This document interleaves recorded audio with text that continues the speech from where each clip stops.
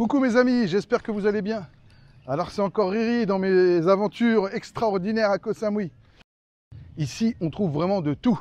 Et il y a une chose à laquelle jamais, au grand jamais, je n'aurais pensé tomber dessus. Alors attendez, j'essaie de chercher le soleil, mais il me voit. Peut-être parce que je vais parler de quelque chose que je ne maîtrise pas du tout. C'est-à-dire le football. Il y a goal! Il est malade cet homme, hein, n'est-ce pas? Eh oui mes amis, je suis en pleine pampa, entre la jungle et la mer. Je tombe sur la PSG Academy à Koh Samui et je vous fais tout de suite la visite. C'est parti. Eh ben dis donc, même en voulant le faire exprès, jamais j'aurais cru tomber sur cet endroit. Surtout que je ne suis pas fan de foot du tout. D'ailleurs, en parlant de foot, je vous raconterai une anecdote me concernant un peu plus tard. Mais pour l'instant, place à la visite. Il faut savoir que j'ai été exceptionnellement autorisé à filmer. Alors... Ah ouais, là, on ne parle pas du budget du Club Braque de la Courneuve. Ici, on voit les choses en grand.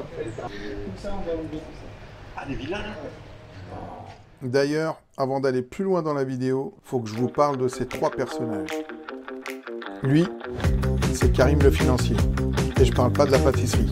À voir sa tête, je peux vous assurer que les deux brouettes qu'il y a sur le côté, oui, celles-là, elles vont pas servir qu'à transporter les gravats. Bébito, alias le manager. Sous ses faux airs d'Mbappé et ses claquettes aux couleurs de l'OM, c'est lui qui a la lourde tâche de trouver les futures stars du PSG qui sortiront de cette académie. Quant à lui, c'est Bruno, alias Yul Brunner. Plus jeune, il a fait partie des gamins du PSG. À cet instant, il est comme un enfant qu'on enfermerait au rayon jouets le soir de Noël. Marseille, Bordeaux, Lyon et autres, hein, toutes les grosses équipes, Lille, toutes les grosses équipes françaises, ben, j'espère qu'un jour vous aurez votre Football Academy ici à Samui. Ouverture officielle ici en 2025 ou 2024, donc là tout est neuf. Tout est neuf et puis ça va carrément être vous payez, vous inscrivez votre gamin pour, je sais pas, moi je dis une bêtise, pour peut-être 3 mois de formation, donc il le forme. Il y a vraiment toutes les installations, il y a vraiment tout ce que vous avez besoin pour que votre gamin réussisse dans le milieu du foot. Et puis le manager expliquait que de temps en temps, il y a les sélectionneurs qui viennent ici et qui repèrent la petite perle, et hop, qui la tirent du lot et qui l'emmènent justement à Paris pour exploser. Voilà. Allez, on continue la visite. Pendant que nos trois compères sont encore en train de discuter foot, je vais vous proposer une vue aérienne de cette académie pour que vous puissiez vous donner une idée de la superficie et des alentours. D'accord. Mais il faut faire de l'argent. C'est pas avec les stages que ça va avancer ici.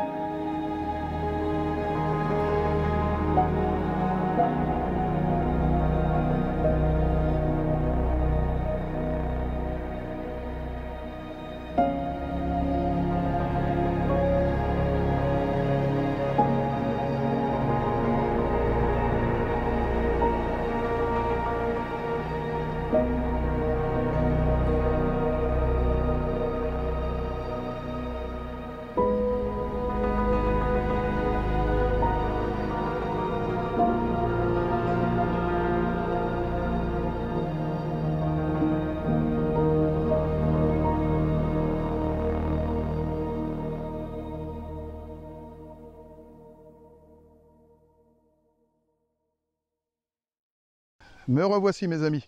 Bon, je vais poser mon petit sac. Voilà. Donc, le terrain synthétique qui est derrière moi là, il fait 68 de largeur sur 105 de long. Donc apparemment, c'est les tailles officielles hein, des terrains de foot quand vous êtes en académie. Et là, je vais marcher à pieds nus, parce qu'il paraît que la meilleure façon de ressentir un terrain de foot, c'est de marcher pieds nus dessus. Alors, hop, je m'avance dessus. Ah ouais, regardez, je vous montre. Hein. Voilà. Et puis regardez, hein. Regardez mes beaux petits pieds de Godzilla. Hein? Et franchement, c'est agréable. C'est vraiment agréable de marcher pieds nus.